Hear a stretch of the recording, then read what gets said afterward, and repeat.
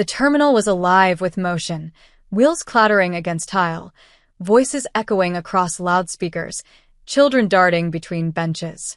But at gate 14, everything slowed for me.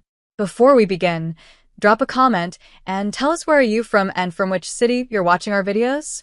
And after watching the whole video, don't forget to tell us what would you do in this situation? Be honest, tell me in the comments below. We read every comment. Let's begin. My mother's voice cracked like a whip, slicing through the crowd. Pathetic. Denise Lawson spat, shoving my suitcase away with her heel.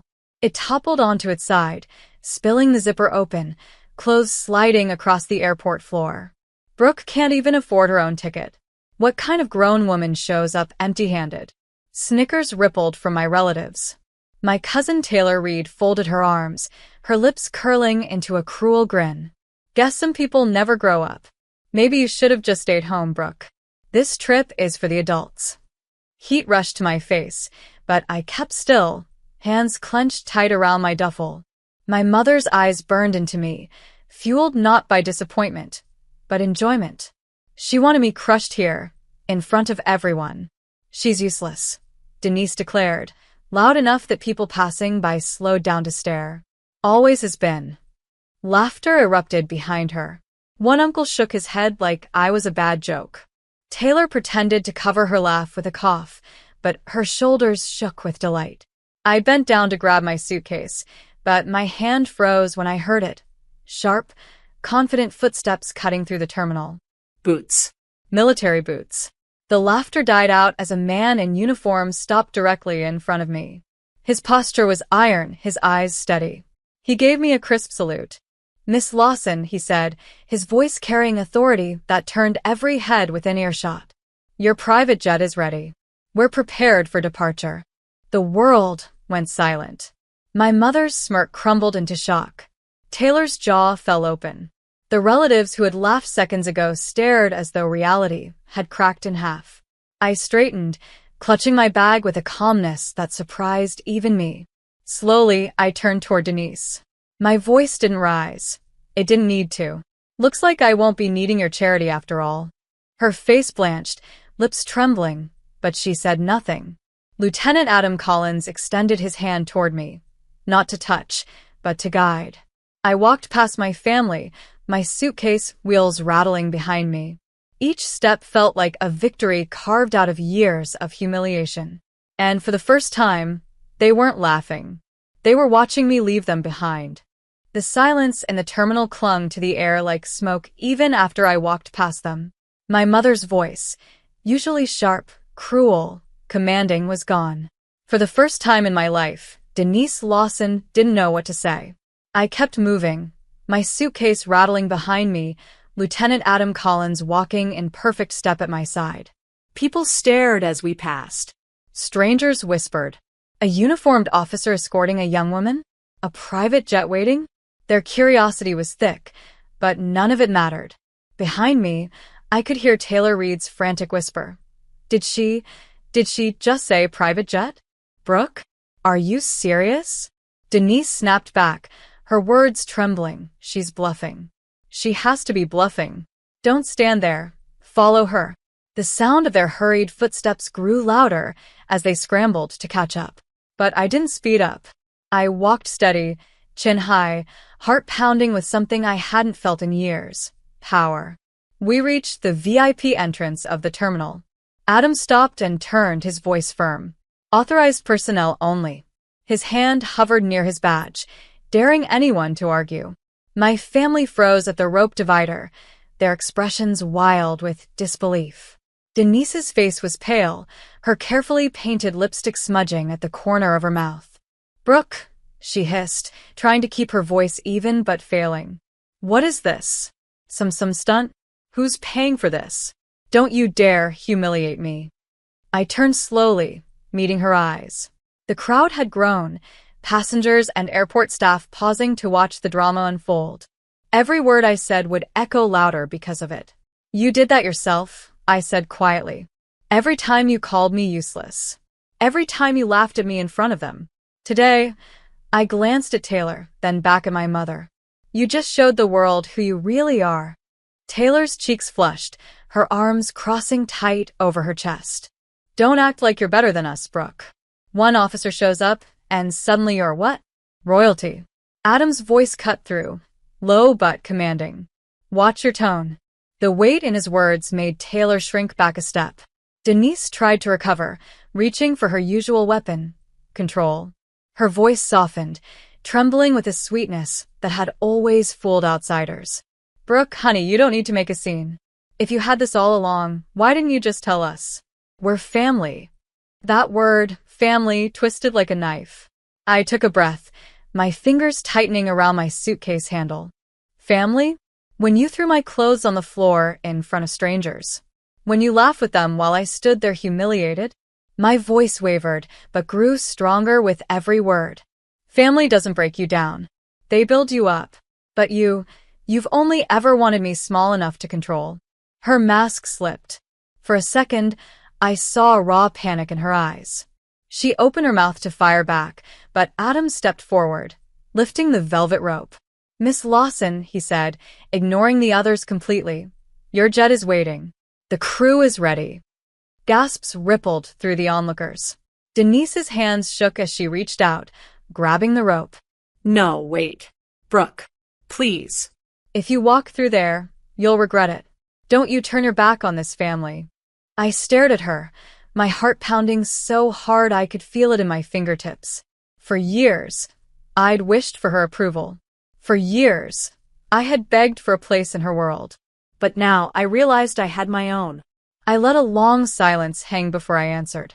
You already turned your back on me. I'm just walking forward. And with that, I stepped past the divider. Adam dropped the rope behind us, a clean line between my past and my future. The crowd murmured. My family stood frozen, their humiliation now the spectacle. And I, Brooke Lawson, the one they called useless, walked toward the doors that led to my private jet. For the first time in my life, the weight of their judgment was gone, replaced by something else. Freedom. The glass doors slid open, and the world outside hit me. Bright sun glinting off the tarmac, the low roar of engines, and the gleam of a sleek jet parked just beyond the gates.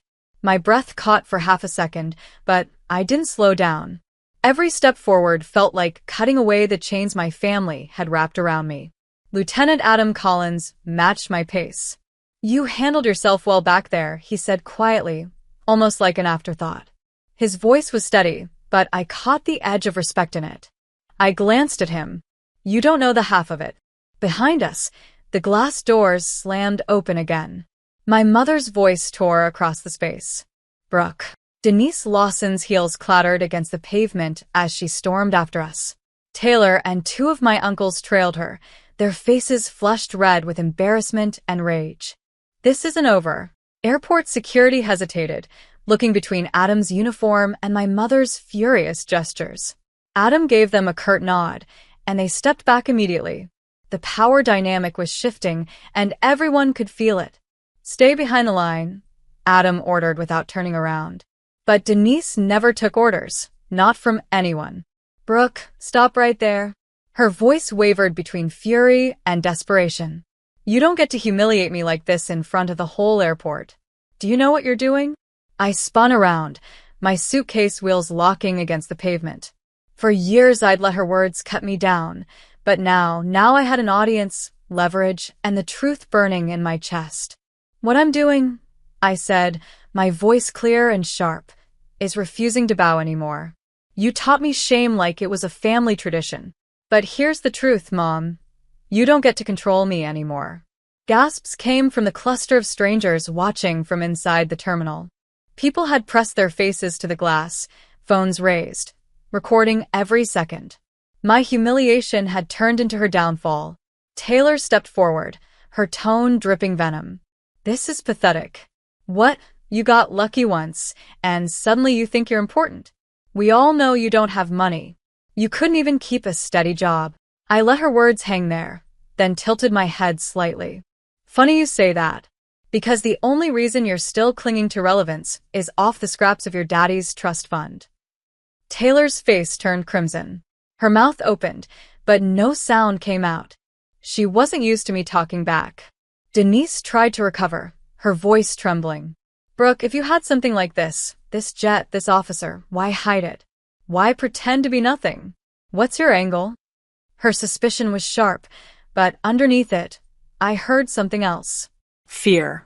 I smiled faintly. Because I don't owe you an explanation. Not anymore. That struck harder than I expected. Denise's eyes flickered, her mask slipping, panic surfacing. The woman who once relished in making me small suddenly looked cornered.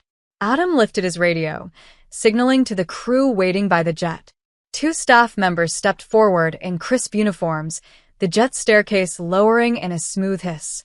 The sight pulled another wave of whispers from the crowd inside. Denise lunged forward, her voice shrill. Brooke, don't you dare walk away from this family. You think flying off on some plane makes you better than us? You'll always come back, crawling, because you're nothing without us. Her words cut, but they no longer landed. Not this time. I took a slow step backward toward the jet, keeping my eyes locked on hers. You want to know the real difference between us? You needed me to be nothing so you could feel like something. But the truth is, I was never nothing. You just couldn't stand to see me rise. Her lips trembled, fury boiling in her face. For once, she didn't have a comeback. Taylor tried one last desperate jab. This is fake. All of it. Some act you're putting on to shame us. No way Brooke Lawson has a jet. Before I could respond, Adam stepped forward, his voice steady but cold. Miss Lawson is a valued asset. She's earned every inch of respect she has. And as of this moment, she has clearance that none of you will ever touch. The words dropped like thunder. The crowd inside erupted in gasps, some filming more furiously now. Taylor's mouth fell open.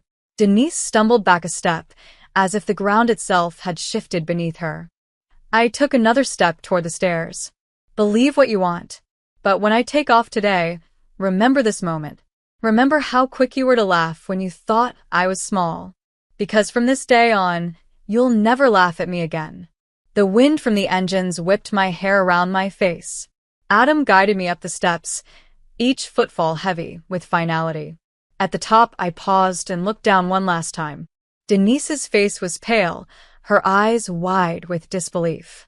Taylor stood rigid, fists clenched but powerless.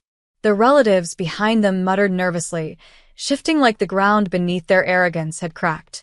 I raised my chin.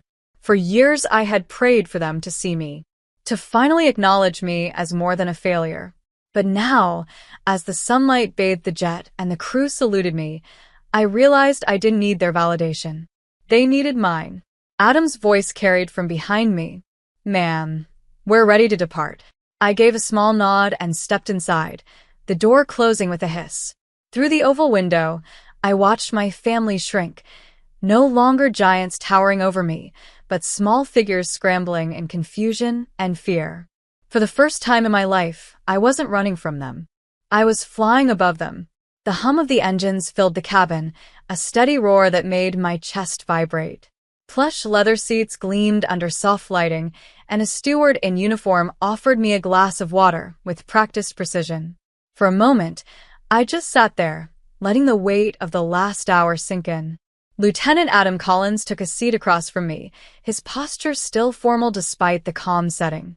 His eyes studied me, not with curiosity, but with quiet respect. You did well out there, he said.